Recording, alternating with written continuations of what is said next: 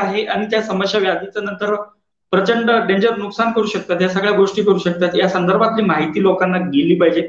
हा आपल्या कार्यक्रमाचा पण मुख्य उद्देश आहे याच्या संदर्भामध्ये. यामुळे आपण याच्यावर चर्चा करतो. तर तुम्ही अशा ह्या जी मुलं आहेत तर यांना असे सगळे जे लक्षणं निर्माण झाल्याच्या नंतर तुम्ही कशा प्रकारचे हँडल करतात त्यांना? पहिले तर त्यांना आम्ही बोलतं करतो. अशा मुलांमध्ये, गतिमंद मुलांमध्ये मी बघितलं आहे की बोलता येत असेल, अमुक मुलं आहेत ज्यांना बोलता खरोखर येत नाही, पण आम्ही त्यांना ट्रीटमेंट देऊन बोलतं करतो, पण त्यांना आळस असतो, त्यांना स्वतःला अर्जच होत नाही की मला बोलायचं आहे.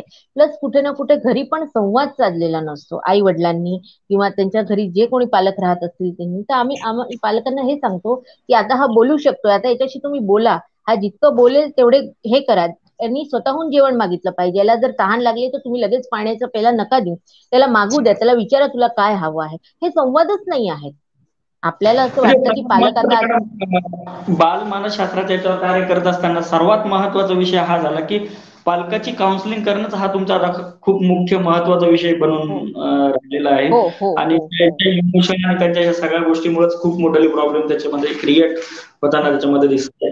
तर आपण हो चिकित्सा पद्धतीबद्दल लोकांना विविध भारतीय चिकित्सा पद्धतीचे तुम्ही विविध प्रयोग करत असतात, त्या प्रयोगाच्या संदर्भामध्ये थोडंसं एक कुतूहल असतं प्रत्येकाला थोडंसं की वेगवेगळे तुमचे फोटोज असेल, त्या सुया वगैरे, सिरिंज वगैरे ज्या लावलेल्या वगैरे भरपूर अशा, त्याच्यानंतर तुम्ही हो त्या भरपूर अशा वेगवेगळ्या चिकित्सा पद्धती आहेत, त्याच्याबद्दल जरा थोडंसं आम्हाला जाणून घ्यायला आवडेल याच्यामध्ये.